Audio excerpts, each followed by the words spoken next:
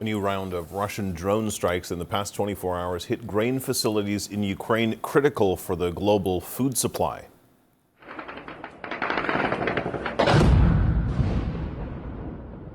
The drone attack destroyed warehouses, granaries, and other agricultural machinery in the port city of Reni along the Danube River.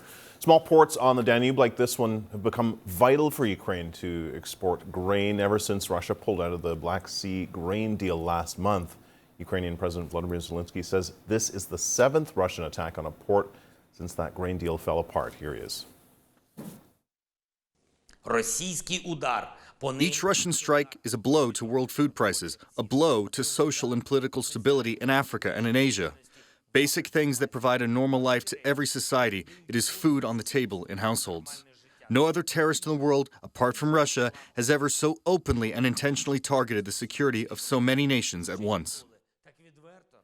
Meanwhile, a Hong Kong-flagged cargo ship carrying food products departed the port of Odessa on Wednesday, becoming the first container ship to leave the Black Sea in a month. The ship transited through a temporary corridor opened up to evacuate vessels that were already in Ukrainian ports at the time of Russia's full-scale invasion.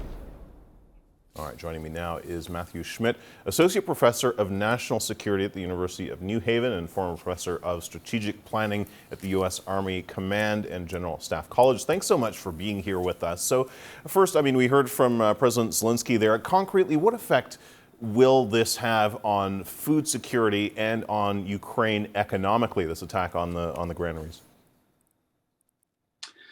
Basically nothing at this scale. Right now, what we have to understand is that the market has already priced in the war.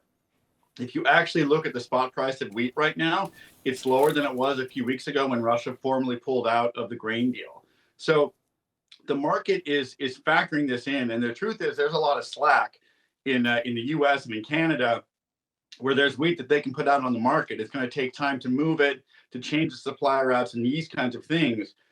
But it's there. That doesn't mean it's not a bad deal for Ukraine. Ukraine is hurting because of this. But the fact of the matter is those price effects are already in the system. All right, so the markets are handling it. But what does this attack signal to you then in the bigger picture? Well, the Danube port is essentially the last port that Ukraine can move goods on. There's a series of locks you can move essentially from that point in Ukraine all the way to the North Sea. And you can get those goods out to places like Germany and other potential markets. But again, the hard truth there is moving goods through that river system is slow and the throughput's very small. You're not going to put out the kind of tonnage that you need to put out, really. But it's deeply important nonetheless because there's nothing else is going anywhere.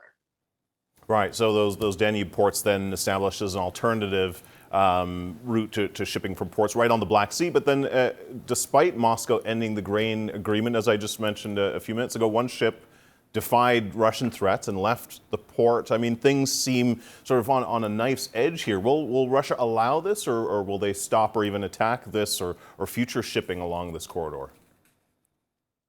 Well, I think you said it right. It's the knife's edge. And what they're trying to do in warfare here is to keep everyone on that knife's edge because that's going to raise insurance costs.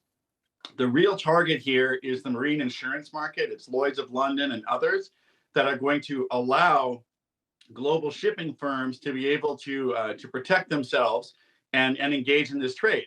And if those prices go so high because Russia is threatening to stop ships or shoot at ships, then Russia doesn't have to stop anyone because shipping companies will stop sending ships into Ukraine in the first place. And this is all designed to strangle the Ukrainian economy, and they don't have to do it with bullets.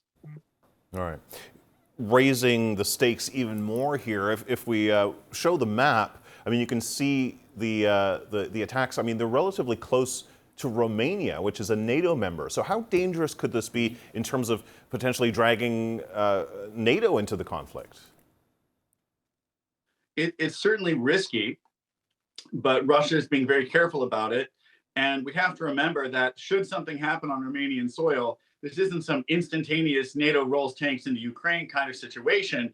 NATO will confer. They'll decide to let it go. They'll decide to pretend it didn't happen. They'll decide to say it happened just on the other side of a line.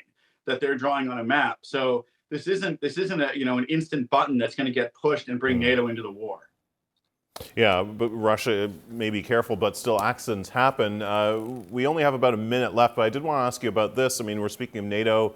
We're seeing more tension between Poland and Belarus. Poland now sending thousands of troops to its border there. We've seen Wagner reportedly trying to recruit in Poland. How concerning is the growing tension there? I think it's very concerning. There has been long-standing tensions along that border, and especially with Wagner Group there. If you have Prigozhin there, he's a seasoned commander. Whatever you think of these guys, they were pretty good on the battlefield, and so it's a threat that Poland and NATO has to take seriously. I would not expect things to happen, but the threat itself will force NATO to redeploy forces, and that's really the first order effect here. That's what Russia's trying to do, is to get NATO to redeploy. Listen, I really appreciate your expertise on all this. Matthew Schmidt, thank you so much. My pleasure.